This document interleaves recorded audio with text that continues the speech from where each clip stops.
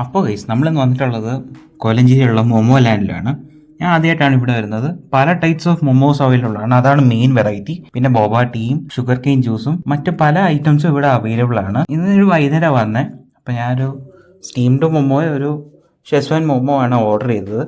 പക്ഷെ നല്ല വിശപ്പുണ്ടായിരുന്നു. അതുകൊണ്ട് തന്നെ ഞാൻ എൻ്റെ കഴിക്കുന്നതിൻ്റെ വീഡിയോ എടുക്കാൻ മറന്നുപോയി. അതിന് വേണ്ടിയിട്ട് നമ്മൾ അടുത്ത ദിവസം രാത്രിയിൽ മൊമോ ലാൻഡിൽ വീണ്ടും ചെന്നു. ഇത് വരുന്നത് അമ്മിനി ട്രേഡേഴ്സിൻ്റെ തൊട്ട് ഓപ്പോസിറ്റ് ആയിട്ടാണ്.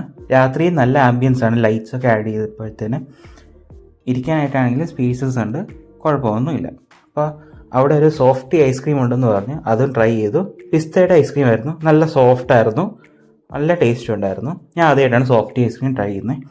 സോ നമ്മുടെ മൊമോസൊക്കെ ഫ്രൈ ചെയ്യുന്നു. നല്ല ഹൈജീനിക് ആയിട്ട് തന്നെയാണ് ഉണ്ടാക്കുന്നത്. സോ നമ്മുടെ മൊമോസ് റെഡിയായി. നമ്മൾ പാഴ്സലാണ് പറഞ്ഞത്, വീട്ടിൽ ചെന്നിട്ട് ഇരുന്ന് കഴിക്കാമല്ലോ.